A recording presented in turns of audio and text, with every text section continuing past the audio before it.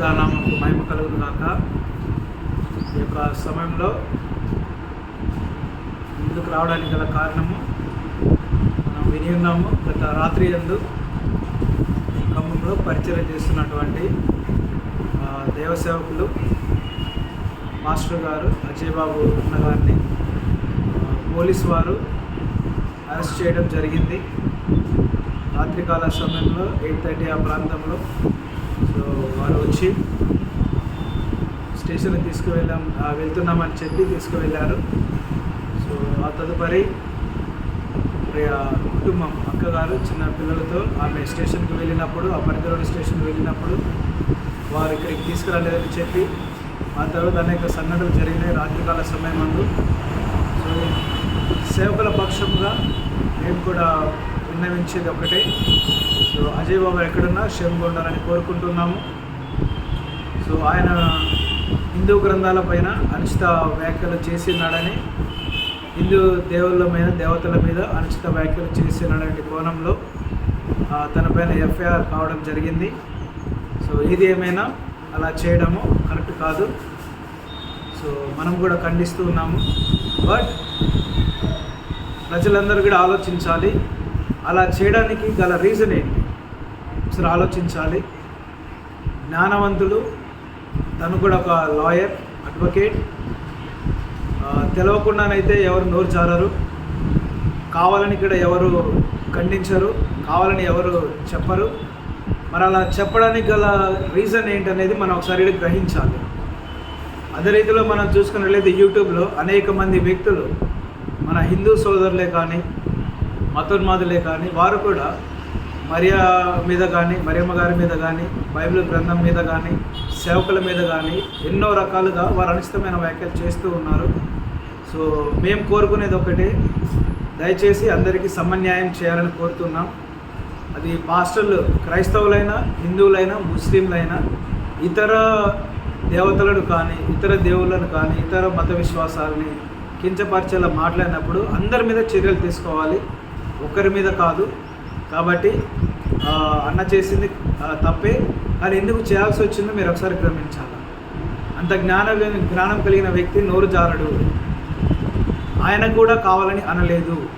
మనం ఒకసారి డిబేట్స్ జరిగిన సన్నిధులు చూసుకున్నట్లయితే ఒక ప్రశ్న ఎదురైనప్పుడు దానికి సమాధానం ఇచ్చే క్రమంలో గ్రంథంలో ఉన్నటువంటి వాటిని చూపించడం తప్ప వ్యక్తిగత దూషణ ఎక్కడా చేయలేదని మనం గ్రహించగలుగుతాం. కాబట్టి సరే, దయచేసి పోలీసు వారు కూడా ఇవన్నీ గమనించి ఇరువురి పట్ల, అనగా క్రైస్తవుల పట్లను, హిందువుల పట్లను మీరు సమన్యాయం చూపిస్తూ, ఆల్రెడీ మనం విని ఉన్నాం, ఇతర ఎవరైతే బైబిల్ని దూషించారో, యేసుక్రీస్తు వారిని దూషించారో, మరియమ్మను దూషించారో వారందరి మీద కూడా ఎఫ్ఐఆర్లు అయ్యి ఉన్నవి. కానీ వారి మీద ఎలాంటి చట్టపరమైన చర్యలు తీసుకోలేదు. సో దయచేసి ఇరువురికి పక్షాన మీరు న్యాయం చేకూర్చాలని మేము కోరుకుంటూ ఉన్నాము. మరొకసారి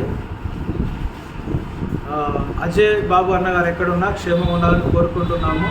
సో దయచేసి వారిని చూపించండి, ఎక్కడ ఉన్నారో వారితో మాట్లాడించండి. మేము కూడా సపోర్ట్ చేస్తూ ఉన్నాము. పోలీసు వారు చేసే ప్రతిదాన్ని మేము సహకరిస్తూ ఉన్నాము. చట్టపరంగా, న్యాయపరంగా మనం వెళ్దాము. సో మేము అన్నిటికీ ఉభయ కలిగి ఉంటాము కనుక దయచేసి ఇలా అర్ధాంతరంగా తీసుకురాకుండా నోటీసులు ఇస్తూ కుటుంబానికి తెలియజేస్తూ తీసుకోవడం మంచిదని మా ఆలోచన. అదే రీతిలో మీరు ఎలాగైతే అజయ్ బాబు గారిని అరెస్ట్ చేశారో, బైబిల్కి వ్యతిరేకంగా మాట్లాడిన వారి యొక్క వీడియోస్ ఉన్నవి, ఆధారాలు ఉన్నవి, వారి మీద ఎఫ్ఐఆర్ కూడా జరిగినది, వారిని కూడా అదే తరహాలో మీరు చట్టపరమైన చర్యలు తీసుకోవాలని మేము కోరుతూ ఉన్నాము. మీరు తీసుకుంటారని మేము విశ్వసిస్తూ ఉన్నాము. మరొకసారి అన్న కుటుంబానికి మేము అండగా ఉంటూ ఉన్నాము. అదే రీతిలో ప్రవీణ విషయంలోనూ న్యాయం జరగాలని కోరుకుంటున్నాము. సో ప్రవీణ విషయంలో, రిపోర్టు విషయంలో, అన్నిటి విషయంలో న్యాయం జరగాలని సో తన కుటుంబానికి మరొకసారి మా యొక్క ప్రగాఢ సానుభూతి తెలియజేస్తూ, చివరిగా చెప్పేది మరొకసారి ఒకటే, అజయ్ అన్న ఆ మాటలు అన్నాడు అంటే కారణం ఏంటో ఒకసారి మనం గమనించాలి. ఎందుకు అన్నాడో మనం గమనించాలి, సందర్భాన్ని మనం గమనించాలి, ఎవరి వల్ల మన అన్నాడు గమనించాలి. మీడియా వారు కూడా డిబేట్లను పిలిచి అది హిందూ సోదరులైనా, ముస్లిం సోదరులైనా, క్రైస్తవ సోదరులైనా డిబేట్ చేసే వారిని పిలిచి వారిని భావోద్వేగాలకు గురి చేసేలా క్వశ్చన్స్ వేస్తూ, వారి సహనం కోల్పోయేలాగా క్వశ్చన్స్ వేస్తూ, వారిని సహనాన్ని కోల్పోయేలా చేసి నోరు జారేలాగా అనేకమైన అనవసరమైనటువంటి వారిని కోపాన్ని రేకెత్తించే క్వశ్చన్లు చేస్తూ డిబేట్ పెడుతూ ఉన్నారు. అవి కూడా బంద్ చేస్తే మంచిది. సో ఏ ఒక్కరు మత బోధకులు కానీ ఎవరు డిబేట్స్కి రాకుండా ఎవరి విశ్వాసాన్ని వాళ్ళు బోధించుకుంటే మంచిది. చర్చెస్లో ఉన్న వాళ్ళు వారి యొక్క గ్రంథాన్ని బోధించుకుంటే మంచిది. ఆలయాల్లో వారి యొక్క గ్రంథాన్ని బోధించుకోవడం మంచిది. మసీదులో ఎవరి యొక్క ప్రతిష్టతను, ఎవరి యొక్క ప్రత్యేకతను వారు బోధించుకోవడం మంచిది. ఇలా మీరు డిబేట్లకు పిలవకండి, సోషల్ మీడియాలో చేయకండి, మీరు వాటిని రెచ్చగొట్టకండి.